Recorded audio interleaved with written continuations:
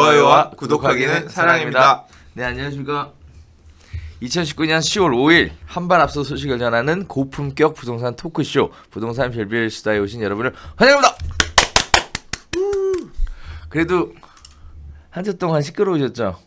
뭐 이슈가 많았고 장난 아닙니다. 지금 뭐. 그러니까. 네. 지금 나라가 들썩들썩 하다 보니까 네. 아주 그냥 뭐 커뮤니티고. 근데 온 커뮤니티가 다 난리니까 뭐 어떻게 할 수도 없고. 네. 이게 이 폭풍이 몰아칠 때는 어떻게 내가 할 수가 없어. 좀 제발 좀 폭풍이 가라앉기를 그러니까. 기도할 수밖에 없는데 이게 뭐 그렇게 쉽게 가라앉지 않을 것 같아서 머리가 지끈지끈합니다. 받아들여야 되는 수밖에 없는 것 같아요. 그러게요. 뭐 여러 가지 나라 안팎으로 시끄러운 소식들이 굉장히 많이 들리는데 진짜 안팎으로 그런 것 같아요. 네. 뭐 잘 원만하게 마무리됐으면 가급적이면 좀 좋은 방향으로 마무리됐으면 하는 바람이 있습니다. 자, 오늘 부동산 별별 수다 지금부터 시작해 보도록 하겠습니다. 한 주간의 부동산 소식을 전하는 별별 이슈 첫 번째 시간 이야기 나눠보도록 하겠는데요. 분양가 상한제 유예 발표가 10월 1일 날 예고 없이 갑자기 빵 진행이 됐습니다. 제가 이날 네. 다른 거 작업을 열심히 하고 있었는데 갑자기 이렇게 한 부동산 전문가 분께서 카톡을 전화가 왔어. 네. 보통 카톡을 보내거나 할 텐데 전화가 와서 네. 이것도 뭐 심각한 상황인가 싶어 봤더니 그때 2시 한 30분 정도였거든요. 네. 3시에 정부 관계기관 합동으로 부동산 대책 나올 거라고. 야, 이렇게 뭐가 내용이 없는 건가 싶어서 아는 기자분들한테 무슨 오늘 뭐 있어요? 그랬더니 실제 있다는 거야. 그래요? 그래서 뭐예요 내용이? 그랬더니 보통 엠바고 뿌리거나 그렇죠. 뭐 있으니까 그러니까 뭐 어떤 거일 것 같아요라고 얘기하는데 물어봤는데 이제 내용은 그쪽에서 뿌리지 못하니까 그런 거 주지는 않지만 평소에도 네네. 근데 무슨 내용인지도 잘 모르겠지만 이번에는 그런 것도 없이 뭔가 조율을 하고 있다. 아직까지 지금 발표하기 전에 뭐 이런 식의 뉘앙스로 얘기를 들었었거든요. 그랬더니 3시에 나온다 그래서 그럼 진짜 나오는구나. 분양가 상한제 관련해서 또는 다른 부동산 대책 실제로 대책이었잖아요. 네네. 금융 대책도 포함돼 있으니까. 네. 그래서 저는 이제 라이브 켜놓고 딱 어떤 내용 나올까. 그래서 금융위 홈페이지 그다음에 국토부 홈페이지 열어놓고 이제 올라오면 바로 읽으려고 준비하고 있었지. 그리고 네이버 뉴스 창 열어놓고 속보 올라오면 그거 보려고 이제 하고 있었지. 그때 한 20분 정도는 안 올라와. 그러니까 속보가 딱 나오는데 이제 뭐 유예 분양가 상한제 유예 이렇게 나오니까 진짜 유예인가 보다. 그래서 진짜 이게 근데 일보 이런 식으로만 올라오니까 내용은 하나도 없고 그래서 구제가 되나 보다. 처음엔 그런 식으로 생각을 했어요. 근데 이제 나중에 국토부 홈페이지에 보도자료가 올라온 건 한참 뒤고 이제 기자분들 통해서 보도자료를 받았거든요. 처음 받은 보도자료랑 나중에 국토부에 올라온 보도자료랑 약간 달라요. 약간 좀 디테일해졌거든요. 나중에 올라온 게. 근데 이제 그 내용을 보면서 처음에 올라온 내용을 보면서 실시간 방송을 했죠. 그렇구나. 그래서 한 25분 정도 올라가 있는데 그게 또 짭짤해. 그래요? 많은 분들이 봐주셨어요. 많은 분들이 봐주셔서 봤죠. 그래서 소장님이 저는 이제 평상시처럼 일하고 있는데 갑자기 알람이 막 뜨더라고. 그 뭐야? 들어가서 봤더니 강소장님 열심히 떠들고 있더만. 그래서 에이 나도 해야 되겠다 이씨. 저녁에 했잖아. 일 다 끝나고 급한 거. 그니까. 네. 급한 거 너무 다 끝나고. 길어. 저녁에 했죠. 너무 길어. 뭐 하다 보니까 그렇게 됐어요. 제가 프로가 아니라서 소장님처럼 프로여야지 알아서 딱딱딱 끊지. 거기다가 또 혼자 안 하고. 그러니까 좋던데. 딱 보기 둘이 하다 좋던데. 보니까 그렇게 됐고 앞으로는 좀 더 늘려볼까 생각하고 있습니다. 실시간 방송은 필요에 따라서 하는 게 중요한 것 같아요. 자, 그래서 지금 10월 1일 부동산 대책 발표 이후에 지금 청약 시장이 어떻게 움직일 것이냐에 대한 관심이 뜨겁습니다. 자, 그 얘기가 나오자마자 지금 들리는 신문 기사에 이런 얘기가 올라왔어요. 지난달 청약한 레미안 라클레시의 평균 경쟁률은 115대 1이었는데 1일날 청약한 서울 강남구 역삼동 역삼 센트럴 아이파크 1순위 청약 모집 결과는 65대 1이었다. 이 얘기가 나오면서 분양가 상한제 유예에 따른 기대 심리가 적용이 됐다라고 예상할 수도 있겠다. 뭐 이런 식의 얘기들이 살짝 나오더라고요. 자, 그러면서 그러니까 경쟁률이 낮아졌으니까 분상 물건을 기다려 보겠다 이런 평가인 거예요? 그렇죠. 일단 기사는 그래요, 기사는. 자, 그다음에 그러면서 동시에 나오는 얘기는 관리 처분 인가를 받고 조합원 이주가 마무리됐거나 기존 주택 철거를 시작한 단지 둔촌주공, 강남구 개포주공 1사단지, 송파구 잠실진주, 미성크로바, 서초구 우성 1차, 신반포 3차 경남, 동작구 흑석 3구역에 대한 얘기가 바로 나오더라고요. 이거 평상시에 관심을 많이 가지시는 단지들 쭉. 근데 이거 훑어서 어디 나오고. 언론에서인지 모르겠는데 네. 오류가 있어. 오류가 있겠지. 우성 네. 1차는 지금 분양해가지고 공사 한참 하고 있고 막 골조가 이만큼 올라갔는데. 나 그랬어요? 예. 네. 자, 그리고- 그렇다는 얘기가 있고요. 네. 그다음에 분양가 상한제 적용을 피해도 주택도시보증공사의 분양가 통제는 여전히 남아있기 때문에 로또 청약 쏠림은 계속 이어질 전망이다. 뭐 이런 식의 이야기들을 해놓으면서 지금 또다시 갑론을박이 벌어지고 있습니다. 일단은 기본적으로 많은 부동산 전문가들이 예측하는 방향은 이렇습니다. 분양 물량이 대거 쏟아지고 분양가 상한제 시행을 기대하는 무주택 현금 부자로 인해 청약 경쟁률은 낮아질 것이다. 따라서 청약 당첨은 기대해 볼 만하다. 이렇게 얘기하시는 분들이 계시고요. 자, 그다음에 또 하나는 HUG 분양가 규제로 인한 낮은 분양 가격으로 인해 일단 넣어보자라는 고수익 직종에서 고수익 돈 있어야 넣을 수 있으니까 고수익 직종 20, 30대의 청약으로 인해 청약 열풍은 계속될 것이다. 따라서 청약은 그림의 떡이 될 수 있다. 그들만의 잔치가 될 수 있다. 이 얘기가 팽팽하게 대두되고 있는데요. 선생님 보시기에는 어떻게 생각하세요? 이 분양가 상한제 발표가 결국 많은 분들이 예상하는 건 어떻게 우리한테 영향을 미칠 것이냐에 대해 관심을 많이 가지고 계시는 부분이잖아요. 선생님 보시기에는 이 두 가지 얘기 중에 또는 본인의 별도의 생각이 있는지. 이번 대책은 네. 이 분양가 상한제를 강제하겠다라고 유예하겠다라고 한 얘기는 뭐냐면 이제 9월 23일까지 의견들 많이 접수 받았습니다. 네. 그러니까 시행령 주택법 시행령이랑 공동주택 분양가 산정 기준 등에 관한 규칙 뭐 이 내용 관련해서 시행령 개정하는 부분은 얘기를 받았고 그 와중에 이의도 한 5천 건 정도 접수가 됐고요. 뭐 심지어는 조합들이 가서 시위도 했으니까 그렇죠. 그냥 무조건 밀어붙이는 형태로 발표할 수는 없었던 거죠. 그래서 유예하는 어떤 포지션을 보여준 거예요. 그러니까 약 한 발 물러선 듯한 포지션을 보여주긴 했지만 실제 큰 틀에서 바뀐 건 없어요. 네. 지금 뭐 역삼 센트럴 아이파크나 레미안 라클래시가 청약 경쟁률이 이렇게 높게 나오고 평균 가점이 69.5점이래요. 그래서 당첨자의 평균 가점 70점이야. 어마어마하게 높은 수준으로 이게 근데 분양가 상한제 하에서 이렇게 된 게 아니라 상한제 아닌 데에서도 이렇게 높은 경쟁률이 나왔잖아요. 그러니까 굉장히 관심은 뜨거운 상황입니다.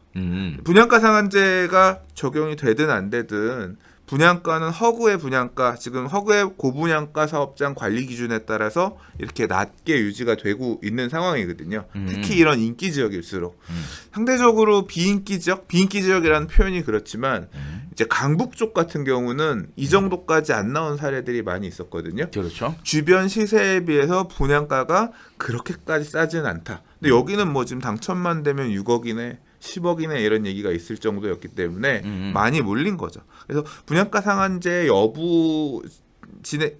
여부보다는 결국 이 허그랑 분양보증 가격 관련해 가지고 어떻게 협의를 해서 나오느냐 그게 더 포인트다. 그러니까 몰린다 안 몰린다는 결국 분양가에 따라서 달려 있을 거고 허그가 어떻게 심사를 해주느냐 굉장히 중요한 게 작동을 할 거다라고 봐야 될 것 같고요.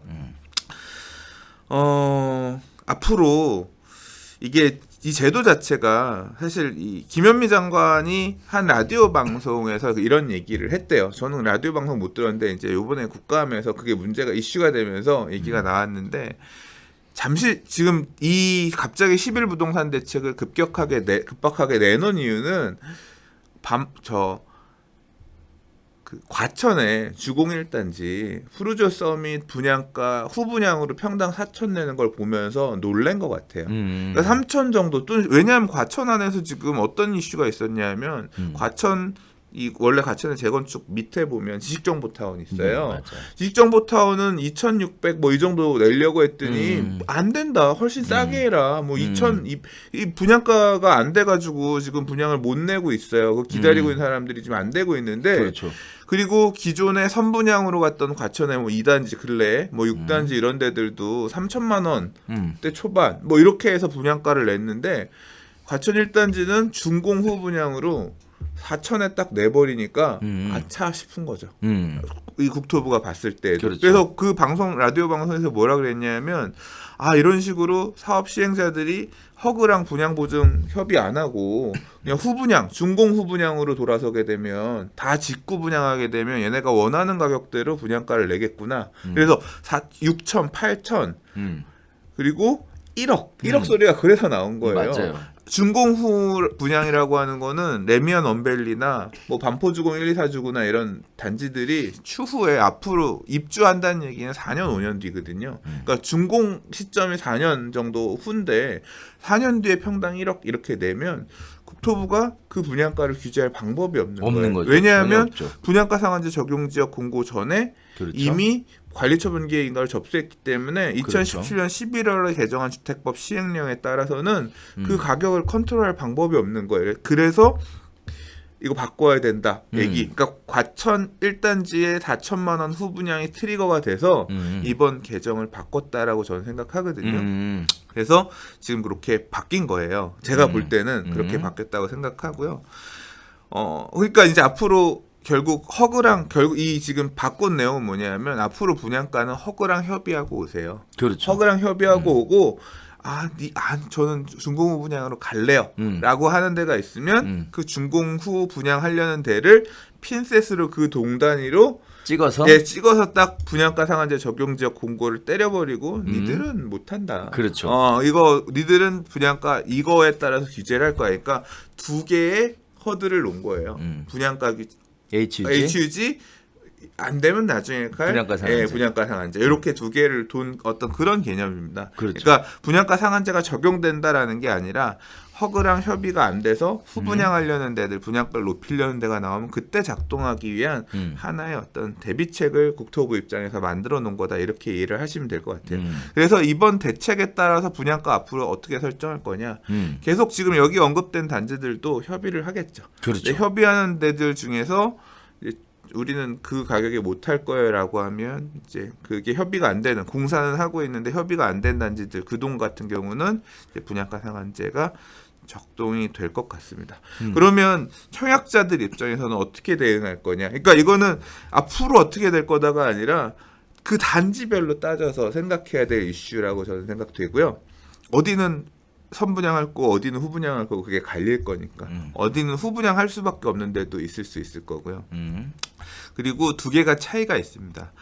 이 분양가 상한제를 적용을 하게 되면 주변 시세보다 얼마 이상 저렴하게 하는 조건으로 분양하는 대신에 뭘 거냐면 전매 제한을 겁니다.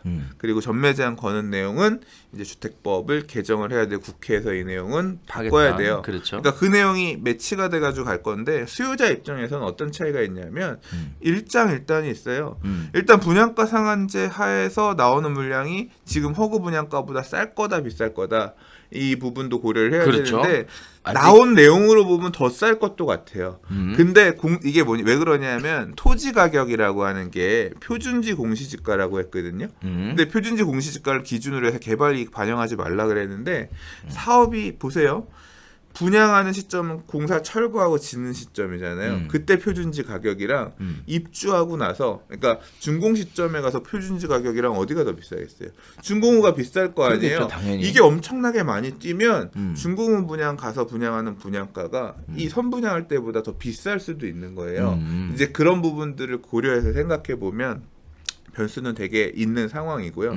있는 상황이고 그걸 밖에 준공 후 분양으로 받는 물건들은 전매 제한이 있고 지금 허그랑 협의해서 하는 애는 일단 당장은 못 팔지만 입주할 때는 팔 수 있잖아요. 그렇죠. 또는 입주할 때 그 지금 입주뿐만 전매에 대한 규정만 있는 게 아니라 거주 의미도 넣나 그랬거든요. 음. 그러니까 이 5년 분양가 거주. 상한제 적용돼서 분양받은 애는 입주할 때 무조건 들어가야 되는 거예요. 그렇죠. 근데 지금 그걸 빼서 분양가 상한 적용 지역 아닌 데에서 선분양한 애를 받을 때는 얘는 그냥 입주할 때 전세 놔도 돼. 그렇죠. 뭐 만약에 내가 입주요건이 비과세를 받아서 비과세는 안 된다고 하더라도 좀 세율을 줄이고 싶다라고 하면 입주할 때 가서 2년만 딱 거주 채우고 팔면 뭐 1주택자 같은 경우는 우리 그 양도소득세 구간도 되게 쬐금 내게끔 하는 그 특례 규정에 따라서 네네. 이게 특례인지 아무튼 그 규정에 따라 가니까 세금도 좀 적거든요.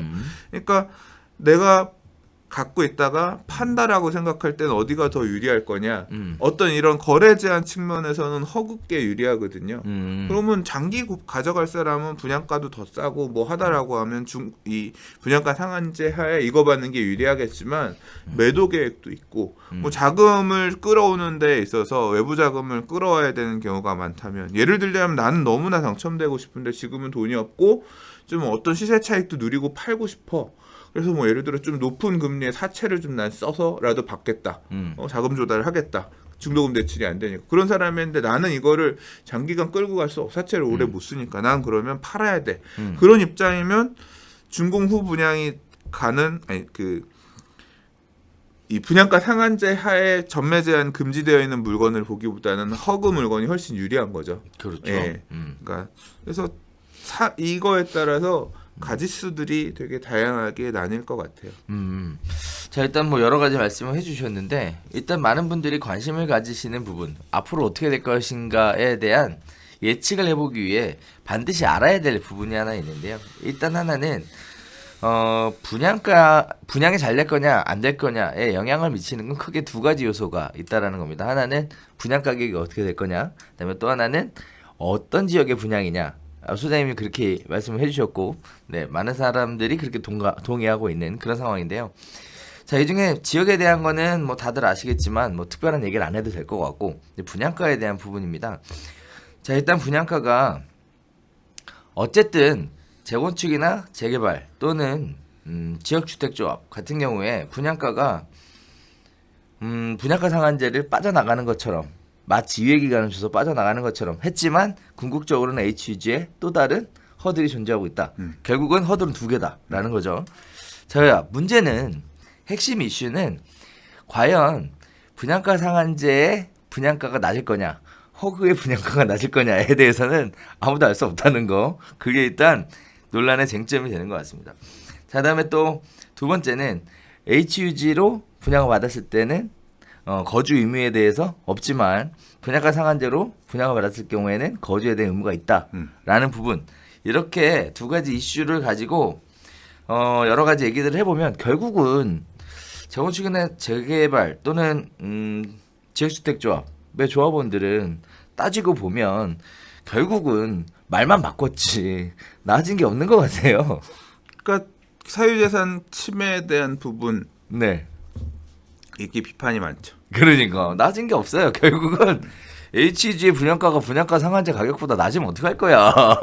그래서 별반 차이가 없다. 자, 그런데 어쨌든 정부에서는 굉장히 시끄러웠죠. 뭐 소급 적용 관련돼서 이러한 부분들에 대해 빠져나가는 아주 현명한 노림수를 잘 썼다. 이렇게 봐도 과언이 아닐 것 같습니다. 잘 쓴 건지는 지켜봐야 돼요. 열어봐야 돼. 왜냐하면 어쨌든 데모는 안 하잖아. 시장의 왜곡이 네. 생길 수 있고요. 네. 이거 정부가 이거 유예해 줬다라고 해서 준공 후 분양으로 가면서 후 분양 갈래? 우리는 분양가 받고 싶은 대로 다 받을래? 안 나올까요? 그런 단지가? 일단은 끝났잖아요. 뭘 끝나? 분양가 상한제 시행하겠다고 했잖아. 핀셋으로 팍팍팍 찍어버리겠다고. 그 규제하는 그 제도 자체가 이게 위헌이냐 아니냐 이런 부분을 들이받는 데가 나올까 안 나올까? 일단은 이런 생각이 들어요. 사전에 예고를 했잖아요. 이렇게 하겠다고. 근데 갑자기 팍 시행해버리는 게 아니라 예고를 했잖아요. 그리고 이제 예고한 다음 시행을 하잖아요. 거기에 따라서 이제 손해액이 산정이 돼야 거기에 따라서 뭐 어떤 위헌이니 뭐니 얘기를 할 텐데, 그냥 제가 개인적으로 볼 때는 어려울 것 같아. 근데 아무튼 네. 이게 형님 응딩이만 보고 가면 된다 뭐 이런 얘기가 있듯이 이게 일반 분양이 많은 사업장들 같은 경우는 이게 손해액이 크거든요. 엄청 크죠. 예, 이제 이런 단지들이 형님이야. 음. 그래서 내부적으로 엄청나게 정부가 바라는 이 방향대로 따라갈 것이냐 아니면 다른 대안이 있을까 엄청 고민하고 있고 형님들이 아마 나서서 뭔가 각을 세우지 않을까. 아니에요. 제가 그냥 개인적으로 볼 때는 현실적으로 그렇게 하기가 어려워요. 왜냐면은 이게 어쨌든 위원회 판결을 받고 뭘 하려고 하면 피해를 많이 봤다라는 손해가 증빙이 돼야 되거든요. 근데 사실 부동산 쪽은 손해의 문제가 아니야. 음. 원래는 분양가 상한제 이전 법률에 의해서는 분양가 상한제를 피했어. 근데 지금 시행령을 바꾸면서 못 피하게 되는 거예요. 그렇죠. 그러니까 그 내용이 손해액의 문제가 아니라 이 기준이 그렇게 바뀌는 게 이게 되냐 안 되냐 뭐 이런 부분에 있어서 이게 소급이냐 아니냐 이런 뭐 지금 국토부 기존의 발표에서 소급이 아니라고 했지만 소급이 맞는데 뭘 아니야. 그러니까 그런 부분에 있어서 따져볼 부분들을 법률적으로 따져보는 그런 어떤 후속적인 그러니까 들이받는 데들이 나오지 않을까. 네. 이제 그거는 저는 법률 전문가가 아니기 때문에 제가 생각할 때는 부당해요. 그 사업 시행자 입장에서는 그렇죠. 부당하거든요. 부당하죠. 예. 네. 그러면 이 부당함에 대해서 법률적으로 따져보고 그 부분에 대해서 재판부가 어떻게 판단하는지 이제 저는 좀 보고 싶어요.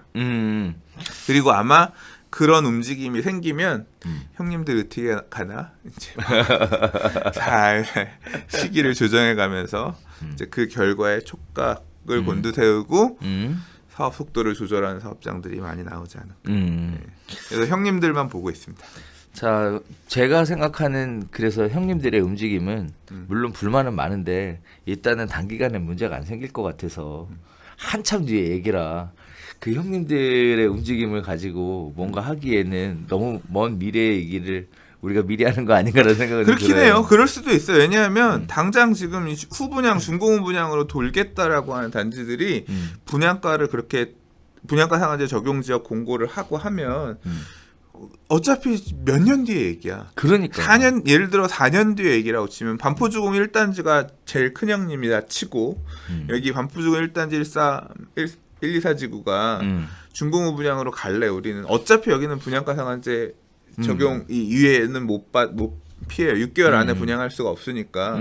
그러면 일단은 이 반포동을 분양가 상한제 적용 지역을 안 적용할 수도 있거든요. 그냥 그대로 두고 예를 들어 한 2년 뒤에 모든 내용이 마무리가 돼서 철거도 끝나고 이주도 끝나고 분양할 수 있는 시점이 돼. 근데 그럼 허브랑 분양 가격 협의를 하잖아요. 그렇죠. 근데 허브의 지금 고분양가 사업장 산정 기준에 따르면 빠네요. 분양가가 그렇죠. 얼마 이상 못 가게 돼 그렇죠. 있어. 받을 거냐 안 받을 거냐인데 협의를 일단 포기하고 안 해. 그러면 정부는 당연히 주정심 열어가지고 이 지역을 서초구 반포동을 분양가 상한제 적용 지역 걸겠지.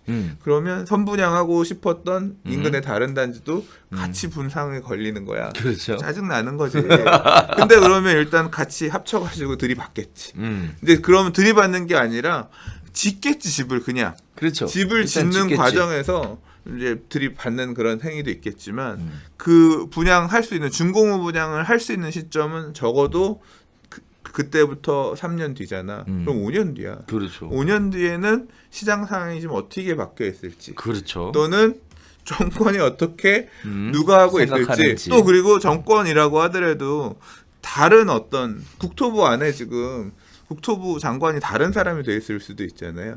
이제 이런 부분들의 변수가 많아지니까 야, 일단 이 까다로운 문제는 그때 가서 생각하자. 그렇죠. 예, 이제 그렇게 되면서 당장 뭐 어떻게는 안 되지만 미래 지금 얘기 나오는 내용들은 미래의 문제거리들 적어도 3, 4년 뒤에 문제거리가 될 것 같아요. 자, 그렇습니다. 지금 일단 여러 가지 얘기들을 하고 있는데 잘 생각해 보면 이렇게 지금 당장 결정해야 될 부분도 있는 것 같고 또 먼 후에 발생할 일이라 벌써부터 걱정 안 해도 되는 부분도 있는 것 같은데 요즘 나오는 얘기들을 보면 그런 어떤 기준 없이 막 섞여서 왔다 갔다 하다 보니까 어떤 게 맞는지 누구 얘기가 맞는지 난 무슨 선택을 해야 되는지 이런 식의 고민들만 더 커져가는 것 같습니다. 아무튼 10월 1일 날 분양가 상한제 유예에 대한 발표로 인해서 재건축 재개발 사업장이 마치 좋아진 것처럼 보였지만 사실은 아니야. 그렇지 않다라는 달라진 거. 거 없어. 네, 달라진 게 없다라는 네. 거. 자, 그래서 그렇게 이야기하면서 첫 번째 이야기 마무리 짓도록 하겠습니다.